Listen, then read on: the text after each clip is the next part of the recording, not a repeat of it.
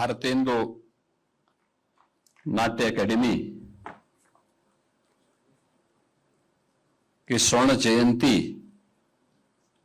समारोह के अवसर पर आयोजित आज के इस कार्यक्रम में समारोह में उपस्थित प्रदेश सरकार में मंत्रिमंडल के मेरे सहयोगी, पर्यटन एवं संस्कृति मंत्री श्री जयवीर सिंह जी, उत्तर प्रदेश सरकार के पूर्व डिप्टी सीएम और वर्तमान में राज्यसभा के माननीय सदस्य डॉक्टर दिनेश शर्मा जी, लखनऊ की महापौर श्रीमती सुषमा खरकवाल जी, माननीय विधायक श्री योगेश शुक्ला जी, भारतेंदु नाट्य अकादमी के अध्यक्ष डॉक्टर रतिशंकर त्रिपाठी जी, कुलपति भातखंडे संस्कृति विश्वविद्यालय प्रोफेसर मांडवी सिंह जी,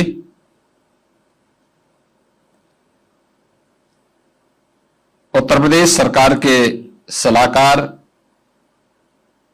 श्री अवनीश कुमार अवस्थी जी, अपर मुख्य सचिव संस्कृति विभाग समृत अभिजात जी, निदेशक विपिन कुमार जी, भारतेंदु नाट्य अकादमी, इस अकादमी से जुड़े हुए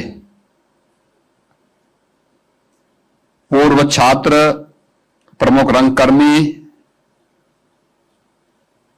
और अन्य सभी उपस्थित सम्मानित महानुभाव, बहन और भाइयों, मैं सबसे पहले एकेडमी को 50 वर्ष की शानदार यात्रा के लिए हृदय से बधाई देता हूं। आनंद मठ पर आधारित अभी आप लोगों ने जो प्रस्तुति यहां पर इस समारोह के अवसर पर की है, मैं उन सभी कलाकारों का भी हृदय से अभिनंदन करता हूं।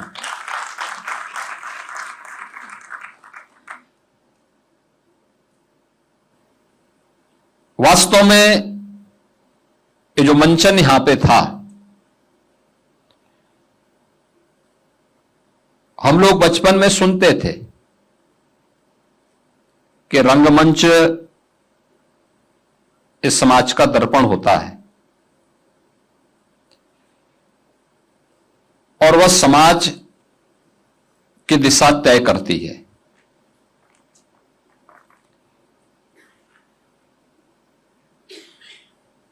ये सच है कि रंगमंच जहां और रंगमंच वही है जहां पर भावनाएं शब्द बनती हैं और वह शब्द अभिनय बनते हैं और यही अभिनय जन चेतना बनकर के समाज को एक नई दिशा देता है। जैसे आनंद मठ के वंदे मातरम गीत के माध्यम से आपने देखा होगा, यानी वह गीत अपने आप में यह कहने के लिए पर्याप्त है कि राष्ट्रभक्ति क्या होती है, स्वराज का महत्व क्या है, पराधीनता क्या होती है। बंगाल के सकाल को विदेशी हुकूमत ने कितने हल्केपन से लिया था। लोग भूखों मर रहे हैं, स्पेनिश फ्लू का शिकार हो रहे हैं, लेकिन अंग्रेज सरकार के कानों में जूं नहीं रेंग रहा था। मैं कल 1921 की जनगणना के आंकड़ों को देख रहा था। ये आंकड़े रोंगटे खड़े करने वाले थे। यानी वह दशक ऐसा था जब भारत की आबादी बढ़ने की बजाय घटी।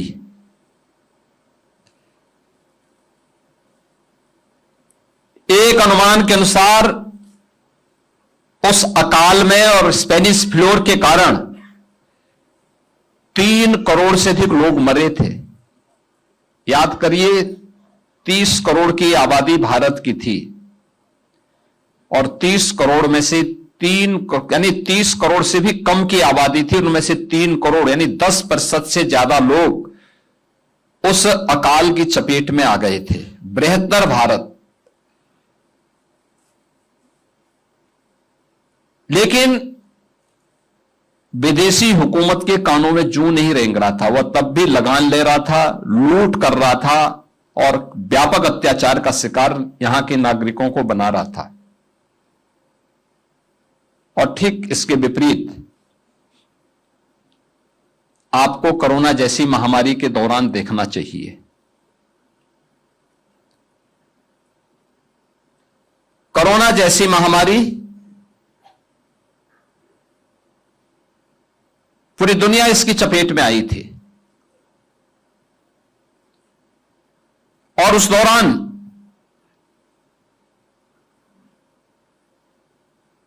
दुनिया के देशों में, भारत में भी लॉकडाउन लगा, किसी प्रकार से अपने लोगों को बचाया जाए, क्योंकि बीमारी में संक्रमण था और उससे बचाव करने के लिए अनेक प्रयास प्रारंभ हुए।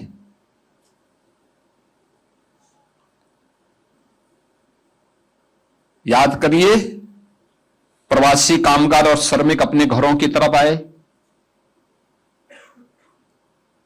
हम लोग खड़े हुए, हम लोगों ने वाहन लगाए,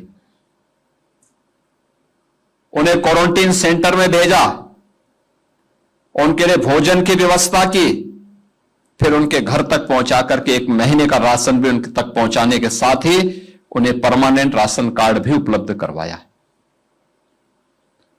अपनी सरकार होती है, सरकार में संवेदना होती है तो सरकार फ्रंट फुट पर आकर के बीमारी से लड़ती है, और बीमारी से लड़ती ही नहीं है बल्कि लड़ते लड़ते उस बीमारी को भगा भी देती है। आपने कोरोना में प्रधानमंत्री मोदी जी के द्वारा विकसित कराए गए उनके मार्गदर्शन में 2 वैक्सीन दुनिया के लिए एक नजीर है कि कैसे सरकार जब संवेदनाओं से भरपूर होती है तो अपने नागरिकों के हितों की रक्षा करती है। जब विदेशी हुकूमत होती है, संवेदन शून्य सरकार होती है, तो वही दृश्य हम सबके सामने होता है जो आनंद मठ के इस बंकिम चंद्र चट्टोपाध्याय के इस उपन्यास के माध्यम से हमें तत्कालीन भारत में विदेशी हुकूमत में एक संवेदन शून्य सरकार की संवेदनहीनता के उस दृश्य को यह उपन्यास हम सबका ध्यान आकर्षित करता है। वह उपन्यास रचा था बंकिम चंद्र चट्टोपाध्याय ने बंगाल के अकाल को लेकर, बंगाल की इस व्यापक त्रासदी को लेकर, और उसके उपरांत जिस प्रकार की त्रासदी अलग अलग कालखंड में देश को झेलने को मिल रहे थे, कोई प्रयास सरकार के स्तर पर नहीं हो रहे थे।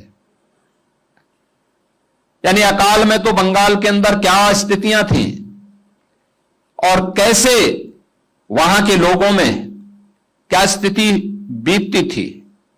जमींदार भी अपना घर छोड़ करके जा रहा है और क्या स्थिति उस परिवार के सामने रही होगी। सामान्य नागरिकों की स्थिति का कल्पना आप स्वयं कर सकते हैं।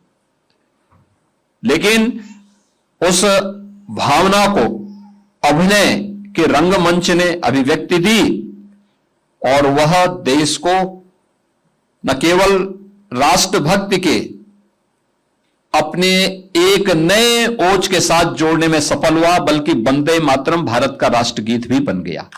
और यह वर्ष तो वंदे मातरम का 150 वर्ष पूर्ण होने के उपलक्ष्य में पूरे देश के अंदर समारोह हो रहा है।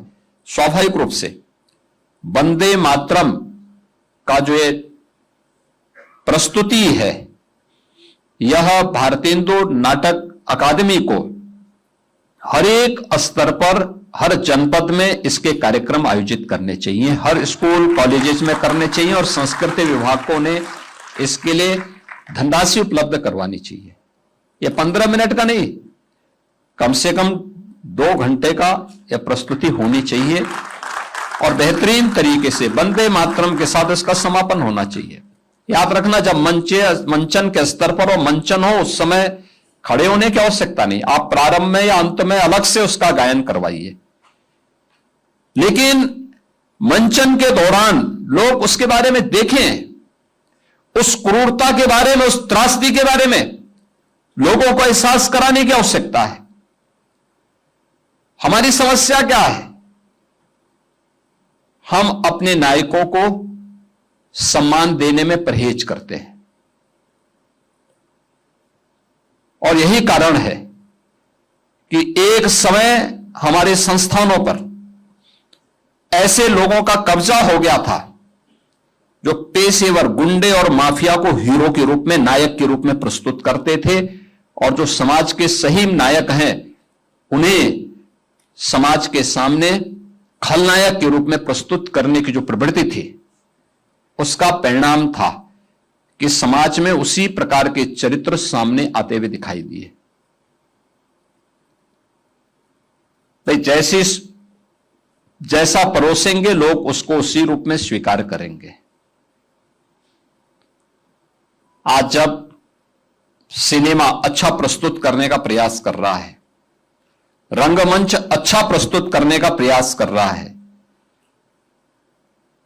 तो समाज भी उस अच्छाई को उसी रूप में लेती है। और भारतीय समाज क्या चाहता है? अगर समाज की उन संवेदनाओं को देखना है तो हमें देखना होगा कि अब तक का दुनिया का सबसे लोकप्रिय सीरियल कोई हुआ है तो रामायण हुआ है, उसकी कोई तुलना नहीं हो सकती है। यह भारतीय समाज है, अपनी परंपरा को, अपनी संस्कृति को, अपनी विरासत को सम्मान देना जानता है। अभी मुझे परसों वाराणसी में सम्राट विक्रमादित्य, जो मध्य प्रदेश सरकार की संस्कृति विभाग के द्वारा बनाया गया एक महानाट्य है, लगभग 2 घंटे का है, उसको देखने का अवसर प्राप्त हुआ था। हजारों की भीड़ थी और बहुत जोरदार प्रस्तुति थी।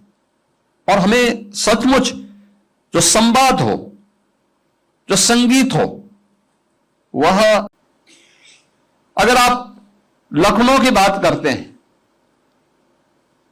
रामायण महाभारत ये भारत की दिनचर्या का, भारत के जीवन का एक हिस्सा है, हमारी सांस्कृतिक प्रवाह का एक हिस्सा है, भारतीय संस्कृति के एक पार्ट है।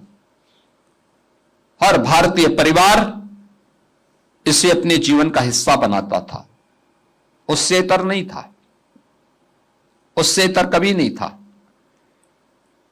लेकिन अन्य नायकों को हम भूल गए।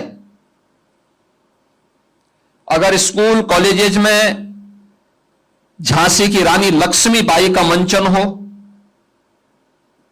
स्कूल कॉलेजेज में या इस प्रकार के कार्यक्रमों के माध्यम से हम बच्चों के मन में महाराज सुहेलदेव की प्रस्तुति को नाटक श्रृंखला के माध्यम से प्रस्तुत करें।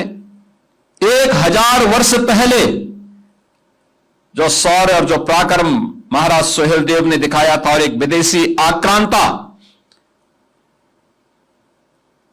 जिसने सोमनाथ के मंदिर को बार बार तोड़ा, बार बार अपमानित किया, बार बार लूटा भारत को, उसको जिस महापराक्रमी सम्राट महाराज सुहेलदेव ने रोका ही नहीं, बल्कि उसको जिस निर्ममता के साथ मारा था, 150 वर्षों तक भारत में कोई विदेशी आक्रांता हमला करने का दुस्साहस नहीं कर पाया था। लेकिन भारतीय समाज ने महाराज सुहेलदेव को भुला दिया। 1000 वर्ष के बाद आदरणीय प्रधानमंत्री जी की प्रेरणा से हमारी सरकार को यह गौरव प्राप्त हुआ कि हम महाराज सुहेलदेव का स्मारक उस स्थान पर बना सकें। आप आश्चर्य करेंगे, यह गुलामी नहीं तो क्या है? जिस स्थान पर महाराज सुहेलदेव ने सालार मसूद को मारा था, उस स्थान पर सालार मसूद का मेला तो लगता था, लेकिन महाराज सुहेलदेव का नहीं लगता था। भारत की संस्कृति को, भारत की सनातन परंपरा को बचाने के लिए जिस महाराज सुहेलदेव ने अपना योगदान दिया था, उनका कोई स्मरण ही नहीं करता था। मुझे याद है, मैं सांसद था गोरखपुर का, मैं एक बार वहां आया था कार्यक्रम में, और वह कार्यक्रम हम लोगों ने महाराज सुहेलदेव के विजयोत्सव पर ही वहां पर बहराइच के पास करवाया था। मुझे प्रशासन ने रोकने का प्रयास किया था, तब भी मैं गया था कार्यक्रम में। उतनी भीड़, अपेक्षित भीड़ नहीं थी, क्योंकि लोगों को पता ही नहीं था। लेकिन इसके विपरीत मैं देख रहा था, सालार मसूद के मेले में बड़ी संख्या में लोग जा रहे हैं। भाई क्यों जा रहे हैं?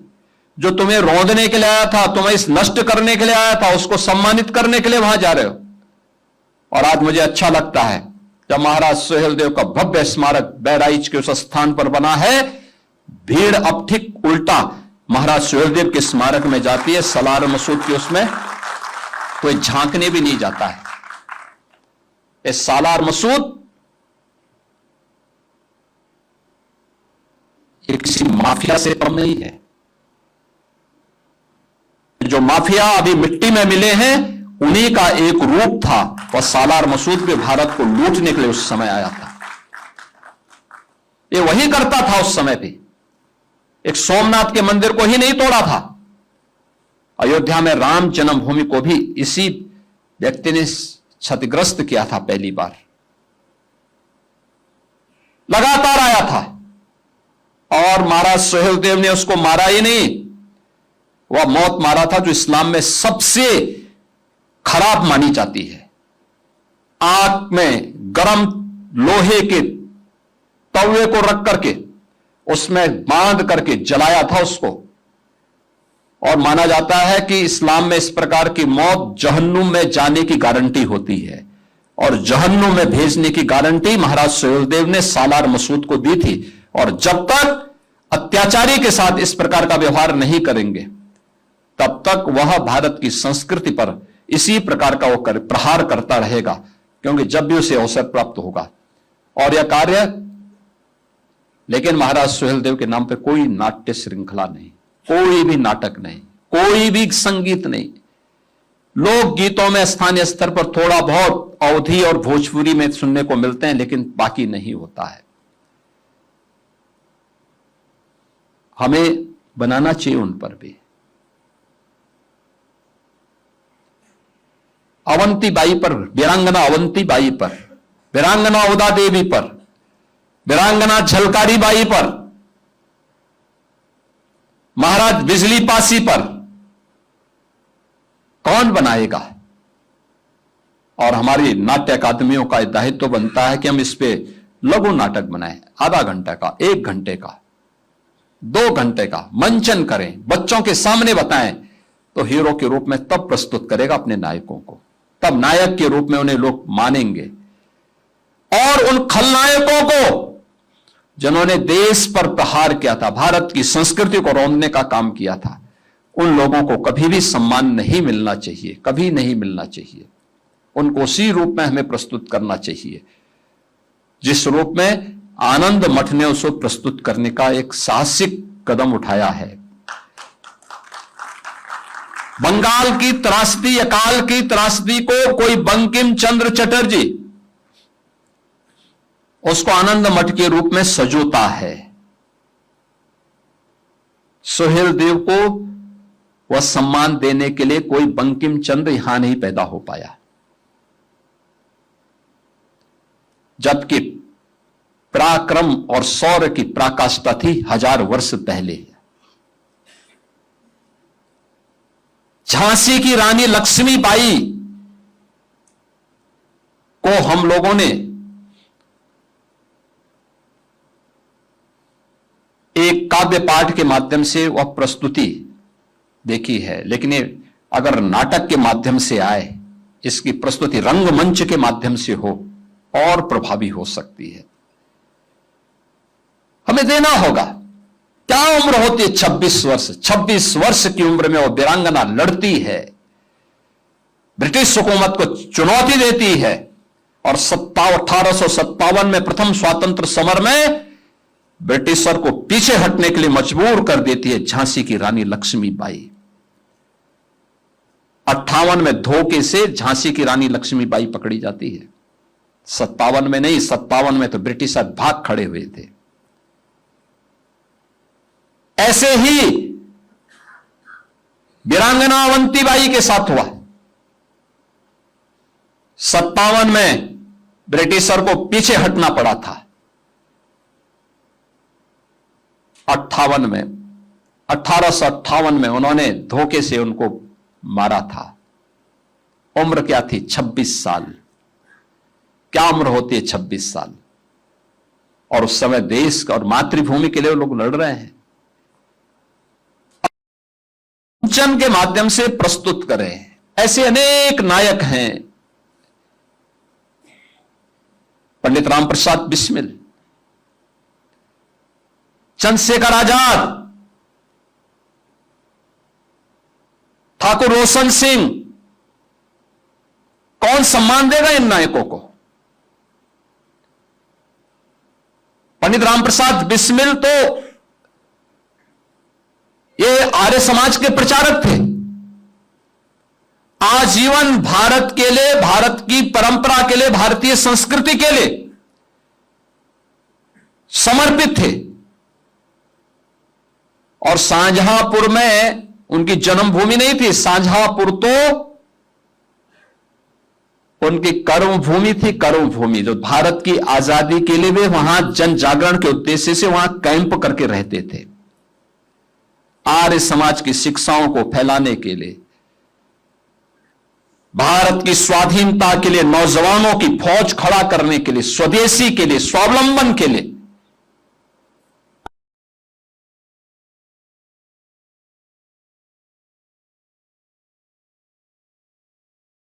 उनका स्मरण करते हैं, शेष भूल जाते हैं।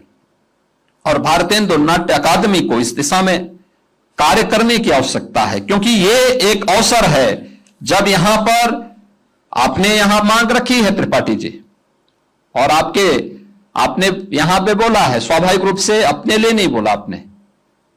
आपने तो भारतेंदु नाट्य अकादमी में आधुनिक हिंदी के जो प्रणेता है वो भारतेंदु हरिश्चंद्र ही है। और स्वदेशी भाषा और स्वदेशी का मतलब क्या होना चाहिए, काशी नागरी प्रचारिणी सभा उसका माध्यम बना था। उन्होंने इसके माध्यम से जिस जन चेतना को आगे बढ़ाने का काम किया था, अद्भुत था,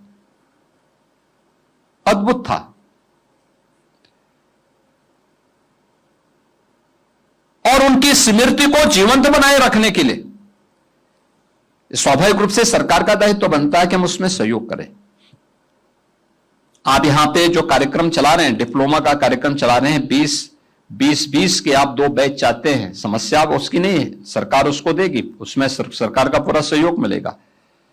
और मैंने तो इनको भी कहा है अपर मुख्य सचिव से कि आप किराए पे क्यों लेते हैं, भारतेंदु नाट्य अकादमी को ही छात्रावास बनाकर के दीजिए, उनको हैंड ओवर कर दीजिए, वो अपना चलाएं, अकादमी के अंदर उसको चलाएं। भाई ठीक है, अभी तो आप जैसा दानशील है तो उनको पैसा दे दे रहा, कल उनका पैसा भी बंद कर देगा। भाई कोई ऐसा महापुरुष आ ही गया तो वो भी बंद कर देगा। इसलिए भारतेंदु नाट्य अकादमी को दे दीजिए, आप उनको खरीद के दे दीजिए, नगर विकास से बातचीत करो, उनसे पैसा लो, या नहीं तो उनके स्वयं के केंद्र में उसको बना करके इन कार्यक्रमों को आगे बढ़ाना चाहिए, इसे आगे बढ़ा देना चाहिए। और मेरा मानना है कि भारतेंदु हरिश्चंद्र ने, उनके नाम पे ये नाट्य अकादमी बहुत महत्वपूर्ण इसलिए भी है, याद करिए उन्होंने उस समय अपने साहित्यिक कृतियों के माध्यम से जो जन चेतना का जागरण किया था। गोरखपुर में कुछ कलाकार हैं, हम लोगों ने उनके लिए प्रेक्षागृह वहां बनाया है। वहां के कलाकार लगातार 1975 से वे भी एक बरगद के पेड़ के नीचे अपना मंचन करते थे। उस पेड़ के नीचे, सर्दी गर्मी बरसात कुछ भी हो, वो 12-15 कलाकार वहां आकर के हर शनिवार को या रविवार को, मैं उनके यहां 2-3 बार उन कार्यक्रमों में गया था, वहां पे आकर के मैं देखता था वहां पेड़ के नीचे एकदम रोडवेज बस स्टेशन के सामने, कार्मल स्कूल के एकदम ठीक सामने, वहां पर वे लोग प्रतिदिन आकर, उस दिन सप्ताह में एक दिन आकर के अपना मंचन वे लोग करते थे और उनकी मांग होती थी कि एक प्रेक्षागृह बने। हमने वहां प्रेक्षागृह बनाया। उन कलाकारों को मैं कभी कभी बुलाता हूं क्योंकि उनकी प्रस्तुति मुझे बहुत अच्छी लगती थी। और भारतेंदु हरिश्चंद्र के नाटक पर जो 1881 में उन्होंने रचा था, अंधेर नगरी, ये ब्रिटिश हुकूमत की क्रूरता का और उस समय की उनकी संवेदनहीनता का एक प्रमाण है। याद करिए कि सांस्कृतिक पुनर्जागरण और राष्ट्रीय चेतना को मजबूती बनाने के लिए जो कार्य उस समय उन्होंने कहा था, 1875 में, इससे पहले भारत दुर्दशा पर भी उन्होंने एक नाटक लिखा था। आप सोचो उस समय की प्रस्तुति को कैसे उन्होंने अपने साहित्यिक कृति के माध्यम से, अपने नाटकों के माध्यम से उन्होंने स्वाधीनता की अलग को जगाने का काम, स्वाधीनता केवल मंचों पे भाषण देने से नहीं, केवल नारे से नहीं, मंचन और रंगमंच के माध्यम से भी, उन नाटकों के माध्यम से भी हम उसको आगे बढ़ाने का काम कर सकते हैं। और यह कार्य भारतेंदु हरिश्चंद्र ने उस समय करके दिखाया था। और ऐसा नहीं कि उस समय ही रहा हो। आप जब जयशंकर प्रसाद जी के ऐतिहासिक नाटक स्कंदगुप्त को देखते हैं, उसमें भी तो उन्होंने जो 1928 में स्कंदगुप्त को और चंद्रगुप्त 1931 में, यह भी तो सांस्कृतिक राष्ट्रवाद की भावनाओं को जागृत करने का एक सशक्त माध्यम बने थे।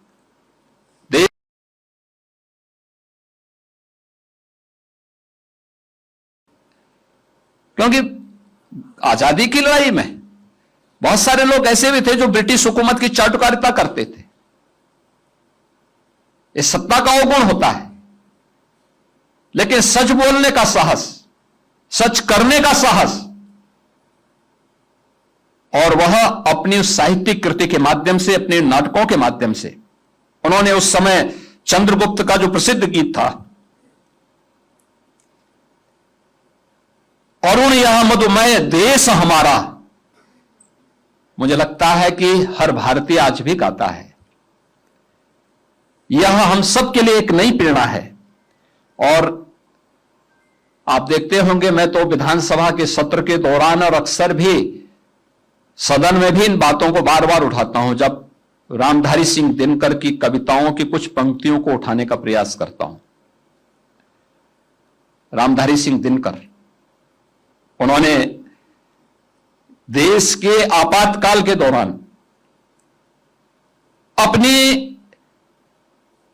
रचना के माध्यम से कि सिंहासन खाली करो कि जनता आती है, इसका जो आह्वान किया था, वो साहित्यिक कृति समाज की जनचेतना को जागरूक करती है। कैसे पूरा समाज उसके साथ अपने आप तारतम्य बिठा करके आगे बढ़ता है, यह हम लोगों ने उस समय देखी है। और उनकी कृतियों को अगर आप देखेंगे आज भी, अभी हम लोगों ने 23 से 24 से ही यहां पे 3 दिन का हमने रस्म रथी का और 3 दिवसीय कार्यक्रम राष्ट्रकवि रामधारी सिंह दिनकर की उन कृतियों पर आधारित एक कार्यक्रम हम लोगों ने यहां लखनऊ में रखने के लिए मैंने बोला है।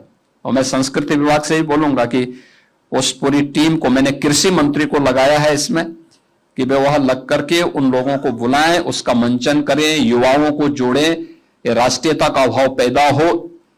और 3 दिनों तक वह कार्यक्रम लखनऊ में चलेगा और बहुत सुंदर प्रस्तुति होगी यहां मंच पर, रश्मि रथी की भी होगी और अन्य जो भी उनसे जुड़े हुए अन्य साहित्यिक कृतियां हैं उनसे जुड़ी हुई होंगी। एक दिन मैंने कहा अटल जी की भी साहित्यिक कृतियों पर आधारित एक रंगमंच का कार्यक्रम यहां पर होना चाहिए।